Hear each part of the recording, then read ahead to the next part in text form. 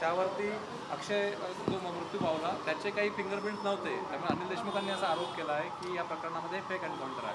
तुमची भूमिका काय, काँग्रेसची भूमिका आहे संपूर्ण प्रकरणात? बघा, बदलापूरची घटना जी होती ती खऱ्या अर्थानं राज्याला काळीमा लावणारी होती. लहान मुलीवर होणारे अत्याचार आणि त्याच्यामध्ये हायकोर्टाने सुमोटो हे प्रकरण आपल्याकडे घेतलं आणि खऱ्या अर्थानं या सरकारची लक्तरे त्यामध्ये टांगली गेलेली होती. आणि यांचे जे सरकारचे जे पोचलेले भक्षक जे होते त्यांना वाचवण्यासाठी सरकारने जे काही प्रयत्न त्या ठिकाणी करता आलेत ते त्यांनी केलेत. आणि म्हणून आता बंदुकीच्या स्टिगरवर जे काही त्यांच्यामध्ये फिंगरप्रिंट जे आपल्याला चुकीचे आहेत असं सांगण्यात येतात त्यांचा नव्हता अशा पद्धतीने ते सांगतात आहे. हे खऱ्या अर्थानं सरकार बदलापूर प्रकरणाला खरी गोष्ट जनतेसमोर येऊ देत नाही आणि आरोपींना त्या ठिकाणी वाचवण्याचा सरकार प्रयत्न करताना आपण पाहतो आहे. आणि मला असं वाटतं की याच्यात खूप पाणी वाहून गेलेलं आहे आणि म्हणून माननीय सुप्रीम कोर्टाने, माननीय हायकोर्टाने विशेष करून हे प्रकरण जेव्हा आपल्याकडे घेतलेलं आहे सुमोटो, या प्रकरणातलं सगळे तथ्य हे पुढं आणून या सगळ्या आरोपींवर कारवाई व्हावी अशी मागणी काँग्रेसच्या वतीनं आम्ही करतो. उद्धव ठाकरेंनी आज शरद पवारांची भेट घेतलेली आहे आणि आता स्वतंत्र निवडणुका लढणार काही या सगळ्या चर्चा सुरू झालेली आहे. मला आत्ताच जयंत पाटलांचा फोन आला. मी मुंबईत नसल्यामुळे त्या मीटिंगला जाऊ शकलो नाही. उद्या आम्ही संध्याकाळी मीटिंगमध्ये आमची तिघांची मीटिंग होणार आहे आणि त्याच्यामध्ये विधिमंडळाच्या समित्यांचे असतील नावं आणि या सगळ्या गोष्टीचं त्या ठिकाणी चर्चा होणार आहे. त्यामुळे हे जे काही वावडे उठवले जातात की महाविकास आघाडीमध्ये सगळे प्रॉब्लेम आहेत, कुठलेही प्रॉब्लेम नाहीत. उद्या संध्याकाळी आम्ही मुंबईमध्ये तिघेजणं बसू.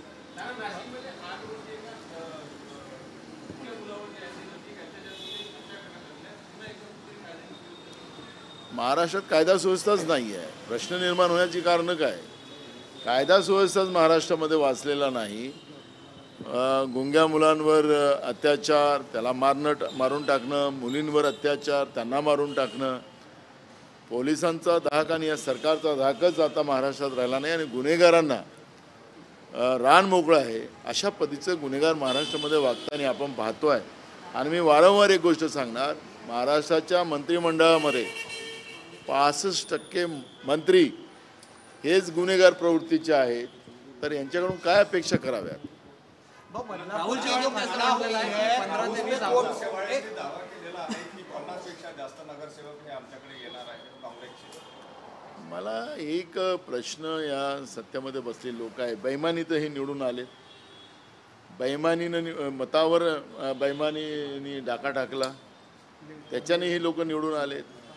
आता कोणाचे आमदार चोरायचे म्हणतील, कोणाचे नगरसेवक चोरायचे. ते चोरी आणि डाका हीच मानसिकता सरकारमध्ये बसलेल्या लोकांची आहे आणि त्याचा परिणाम आहे की जनतेचे मूळ प्रश्नावर चर्चा करण्यापेक्षा हे सरकार, आम्ही हे चोरणार आहोत, त्यांचे आमदार चोरणार आहोत, त्यांचे नगरसेवक चोरणार आहोत, ही खऱ्या अर्थानं महाराष्ट्राचं कधी पण वैचारिक भूमिका राहिली नाही. ही शाहू फुले आंबेडकरांची भूमिका असलेला महाराष्ट्र आहे, छत्रपती शिवाजी महाराजांचा महाराष्ट्र आहे, हा नेहमी लोकशाहीला मानणारा महाराष्ट्र आहे. पण सत्तेत बसलेले हे डाकू हे चोरीचाच विचार डोक्यामध्ये आणतील आणि त्याचाच परिणाम महाराष्ट्राच्या लोकशाहीच्या व्यवस्थेला तडे जाण्याचं काम सुरू झालेलं आहे. युवा काँग्रेसमध्ये सर ज्या पद्धतीने पाहिलं आपण, काल आंदोलन झालं होतं नागपूरमध्ये राष्ट्रीय स्वयंसेवक संघाच्या मुख्यालयाजवळ. तिथे काही लोक गेले होते, 100पेक्षाही कमी लोक होते. पण आज त्या ठिकाणी जे लोक गेले नाही त्या 60 लोकांवरती सस्पेन्शन काढलेलं आहे. त्यामुळे काँग्रेसमध्ये, युवक काँग्रेसमध्ये कुणाल राऊत विरुद्ध इतर 50 लोक असा वाद निर्माण झाला. शिवानी वडेट्टीवार आणि बघा, हे युवक काँग्रेस ही आमच्या युवकांची संघटना आहे आणि राष्ट्रीय पातळीवरूनच यावरची कारवाई केली गेलेली आहे.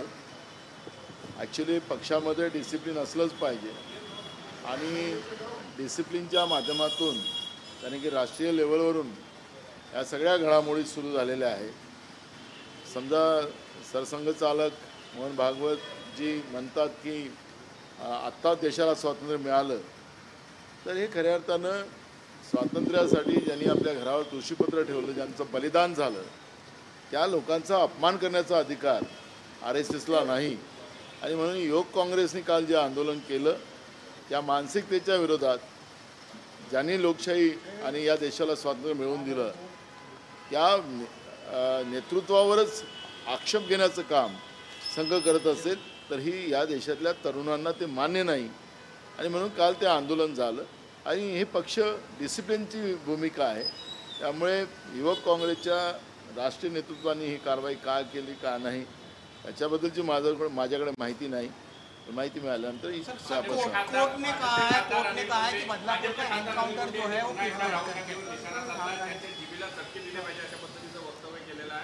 वीर सावरकरांच्या अंदमानाचे सेल्युलर जेलच्या कोठडीतून पप्पू टप्पू उडान टप्पू अशा म्हणत त्यांनी राहुल गांधी टीका केली. असं आहे की कोणावर प्रतिक्रिया द्यावी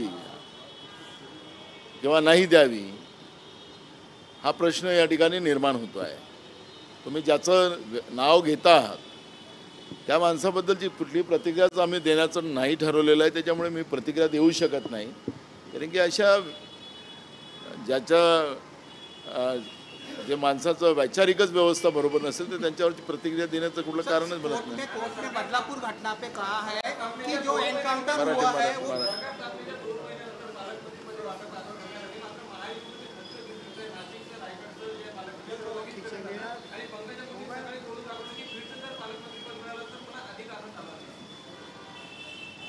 या सरकारमध्ये वाद किती आहेत. मंत्रिमंडळ निर्माण करायला या सरकारला वेळ गेला, मग खाते वाटप करायला वेळ गेला आणि त्याच्यानंतर पालकमंत्री देण्यामध्येही या सरकारने वेळ घातला. महिनोंचे याच्यामध्ये चालले. एकीकडे मुख्यमंत्री सांगतो की मला रिझल्ट द्यायचा 100 दिवसात. तर कुठला रिझल्ट देणार काय देणार ते मला माहिती नाही. महाराष्ट्र विकला जातो एवढं आम्हाला रोज रिपोर्ट आहे काही मूडभर लोकांसाठी. राज्य सरकार चाललेलं आहे हे पण आम्हाला कळतं आहे. पण या सरकारमध्ये किती वाद विवाद आहे हे पालकमंत्री घोषित केल्यानंतरही अनेक दिवसानंतर त्यामध्ये रायगड आणि नाशिक या दोन्ही पालकमंत्र्याला स्थगिती देणं, एकीकडे मुख्यमंत्री दाऊसला गेले. म्हणजे या सरकारमध्ये वाद किती आहे, कोणत्या स्तरावर गेलेला आहे हे आपल्याला त्याच्यातून स्पष्ट होते की दाऊसमधून त्यांना नाशिक आणि रायगडच्या पालकमंत्र्याला स्थगिती द्यावी लागली. म्हणजे हे सरकारच कुठल्या उंबरठ्यावर उभं आहे, वादविवादाच्या का मलाईदार व्यवस्थेच्या, हे याच्यामधून स्पष्ट होते. सर कोर्ट ने कहा है बदलापुर की जो घटना थी उसमें फर्जी एनकाउंटर हुआ है, उसमें कोई फिंगरप्रिंट्स नहीं मिला है क्या? देखो मूल सब्जेक्ट एकदम स्पष्ट है. माननीय हाईकोर्ट ने जब ये प्रकरण बदलापुर का सुमोटो अपनी तरफ लिया तो सरकार ने अपने जो हस्तक हैं इनके जो संस्था के जो लोग हैं, कुछ इनके पार्टी के नेता लोग जो थे वहाँ के बदलापुर के, उनको बचाने की पूरी कोशिश ये सरकार ने की. और जो बच्चों पे अत्याचार हुआ उन लोगों को न्याय देने की जगह एक तरफ लाडली बहन बताने का और महाराष्ट्र में बच्चियों और बहनों पे अत्याचार जो हो रहा है उन लोगों को न्याय ना मिले, इसकी व्यवस्था अपने लोगों को बचाने के लिए ये सरकार कोशिश करती है. जो फेक इनकाउंटर जो किया गया है, जो रिपोर्ट आया है, उस आधार पर ये स्पष्ट हो गया है कि राज्य की सरकार ने गुनहगारों को बचाने के लिए हर लेवल पे जो कोशिश की है, तो जो फेक काउंटर किया गया है वो स्पष्ट हो चुका है. और कोर्ट ने खुद सरकार को असली चेहरा सरकार का लोगों के सामने लाया है. और इसलिए ये सरकार का दायित्व जाता है कि राज्य में जो महिलाओं पे बढ़ते जो हुए अत्याचार, बच्चियों पे, छोटे बच्चों पे, स्कूल जाने वाली बच्चों पे बढ़ने वाले अत्याचार, इसमें ये सरकार ही इसमें दोषी है. और ऐसे सरकार ने तुरंत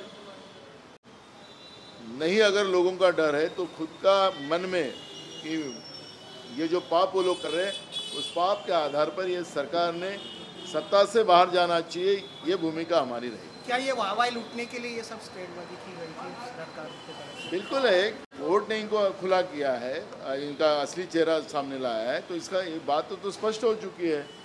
तो इसलिए वाहवाही क्या है, ये मीडिया के माध्यम से असली बात सामने नहीं आने देने का काम वो लोग करते हैं, और वास्तविकता अब माननीय कोर्ट ने लाया है, और ये बात अब स्पष्ट हो चुकी कि ये सरकार ही उसमें दोषी है। गृह मंत्री का आपका राजीनामा मांगोगे? पूरे सरकार ही दोषी है। मैंने कहा जब भी कि 65% मंत्री जिनके ऊपर खून के आरोप है, ऐसे मंत्री इस मंत्रिमंडल में हैं, अत्याचार वाले हैं, और मैं उनके व्यक्तिगत जीवन में नहीं जाना चाहूँगा, लेकिन ऐसे कुछ मंत्री है कि वो ऐसे 65% मंत्री इस मंत्रिमंडल में है कि उनके ऊपर गुनहगारी की पूरी चादर चढ़ी हुई है, और ऐसी सरकार अगर गुनहगारी सरकार महाराष्ट्र में होगी तो उसका परिणाम महाराष्ट्र की जनता को भुगतना पड़ेगा, यही स्पष्ट होता है। उद्धव ठाकरे और शरद पवार की मीटिंग हुई, क्या अलग चुनाव लड़ने के ऊपर ऐसा कुछ? नहीं, ऐसा कुछ नहीं हुआ। कल शाम को हम लोग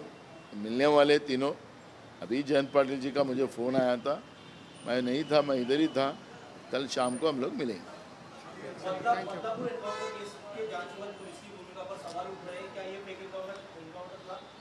बिल्कुल फेक इनकाउंटर था। माननीय कोर्ट ने जो बात सामने लाई, सरकार का पहले ही कामकाज पे ऊपर हम लोगों को डाउट था, और फेक इनकाउंटर कर असली लोग जो गुनहगार है उनको बचाने की कोशिश सरकार ने की है, और सरकार असलियत सामने नहीं आने देती, और सरकार के ही लोग बदलापुर घटना में शामिल हुए थे, और ये वास्तविकता अब लोगों के सामने आ चुकी है। पालक ये ही नहीं है, ये बेईमानी से लोगों के वोटों के ऊपर डाका मार कर ये लोग सरकार में आए हैं।